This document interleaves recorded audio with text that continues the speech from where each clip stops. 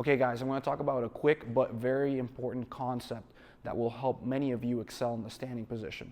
A lot of times when we go forward and we try to fight somebody in the standing position, we tend to specialize in one domain or another.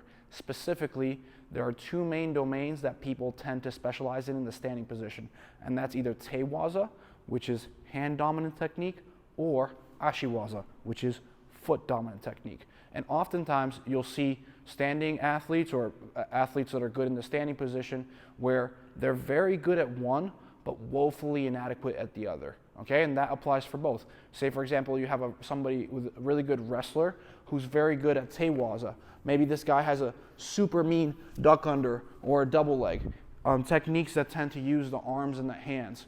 But when it comes to his ashiwaza, his ability to incorporate foot sweeps into his game, he's not that good. If anything, he's subpar at it, okay?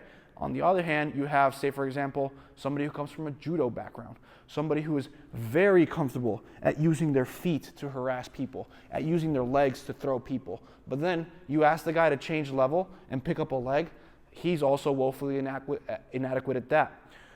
In the modern sport of jiu-jitsu, what the vision or what the trend is going towards is not people who are necessarily a master at one or the other. Don't get me wrong. You will get people who will have mastery in one domain or the other, meaning you'll get people who come from a wrestling background where they're going to be masters at teiwaza. You'll get people who will come from a judo background and they're going to be masters at ashiwaza. But by and large, your average jiu-jitsu athlete, let's ask ourselves a question. What does that guy want to be good at? Does he want to be good at a master at teiwaza, or does he want to be a master at ashiwaza? Well, in reality, I think the answer is neither. He doesn't want to be a master at either. Understand that it's hard for you to master multiple different domains with the amount of time and the amount of areas that we have to cover as jiu-jitsu athletes. Remember, in reality, the match starts at the feet, but oftentimes it ends on the ground.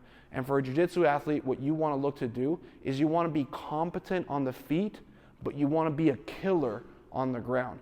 For that reason, what I advise my athletes at 5 Stones Jiu-Jitsu, I tell them, listen, you guys don't want to be absolute masters in the standing position. For many of my students, it's just not realistic with the amount of time they have, okay? The amount of time they have to work on their technique, even the amount of time that they have already as adults, right? Some of them are already in their 30s. For them to become masters in the standing position at teiwaza or ashiwaza is very hard. But what is very realistic that will get them very good results and surprisingly may help them even take down people who are, say for example, masters at teiwaza or ashiwaza, is get them competent at both. So for example, instead of having an athlete who's an absolute master with his hands, where you can't stop this guy's double leg, or say for example, you have an athlete who's an absolute master at, say for example, being able to hit a sasai, his ashiwaza, this guy's competent at both. So say for example, he can use his hands to start to elicit threats. So say for example, I'm here, I level change, and I threaten a double leg. Chris goes to sprawl, go ahead. And he builds back up. And as he builds back up, I go through and I start to harass the guy with my feet. So you see there, I use my hands to then set up a foot attack. Or say, for example, the opposite is true. I come here, I make contact with this guy, make contact with me back, good. I use my feet to harass him, and he steps back and out, and now from there I start to hit an arm drag, okay? Teiwaza. Again, the idea is that you want to, as much as possible, not be a master at either or. Again, it's very good if you can become a master at either or, but for the average jiu-jitsu athlete, that's just not realistic. You want to be competent at both.